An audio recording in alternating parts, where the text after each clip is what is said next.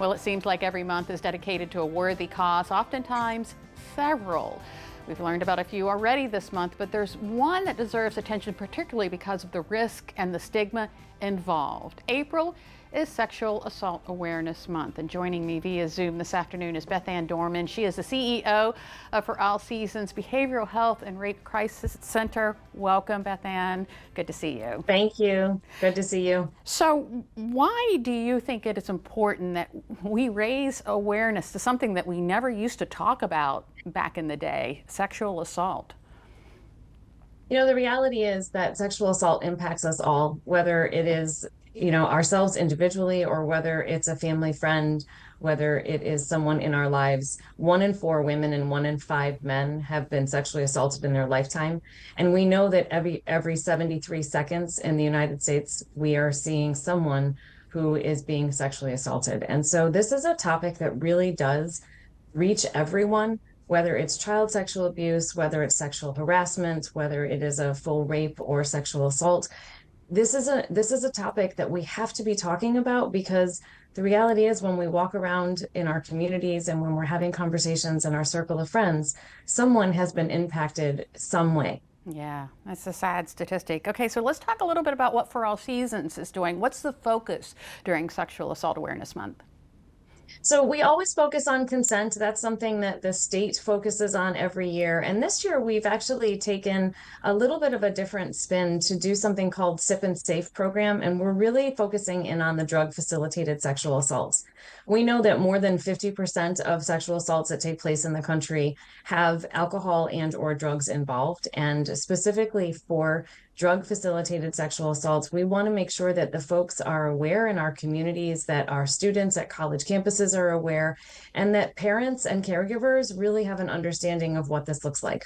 Yeah, so those are the people you're reaching out to during this time? Yes, yeah, we're working within our community. We're working with schools, we're working with parents, we're working with colleges and universities to really talk about that drug facilitated sexual assaults are not just something we see in the movies. Often anytime that someone has put something in someone's drink, it's usually colorless or odorless. And so we are just really bringing awareness to, there used to be a campaign probably 10 or 12 years ago that talked about keep your drink safe.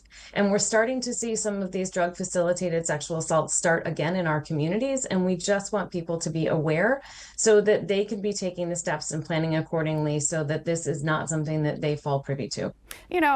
Growing up, I feel like we didn't talk about this. This was something that was kind of swept under the rug. Do you find that there are still people who feel that way? I think anytime, Lisa, we have conversations where the topic might be uncomfortable for people, or more importantly, people don't know what to say when someone brings it up, it's a topic that we tend to avoid.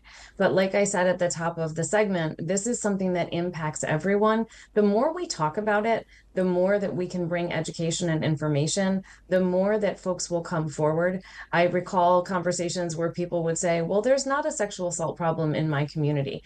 And my question always is back to them, what kind of services are available? If services are available, people will call. And what's most important to us at For All Seasons and the rest of the rape crisis centers across the state of Maryland is that there are lifelines available for people to receive help. There's hotlines that operate 24 hours a day. And we work with all of our local hospitals to make sure that when a sexual assault victim presents, we can wrap around not only the victim, but the families. Yeah. Okay. So real quick, what are some other activities that For All Seasons is partaking in during this month? We've done a large amount of community presentations, conversations just like you and I are having. We also focused in on Denim Day, which is a day that brings attention to a court case that took place in Italy over 25 years ago, where a victim was found to have participated in the sexual assault that happened to her by the judge because she had skinny jeans on. And the judge determined that she must have helped get her jeans off for the perpetrator. And so Denim Day is a great way to say, not me, not now. And we're going to really focus in, have people wear denim and bring awareness. We've done some community projects around this, and our businesses and local community members are really helping to bring the message that no, that's not the case. That was not the way that that court case should have gone, and that we believe survivors through and through whenever they're coming forward. Yeah. Good information. Beth Anne Dorman, For All Seasons, thank you so much for joining us this afternoon. Always good to see you.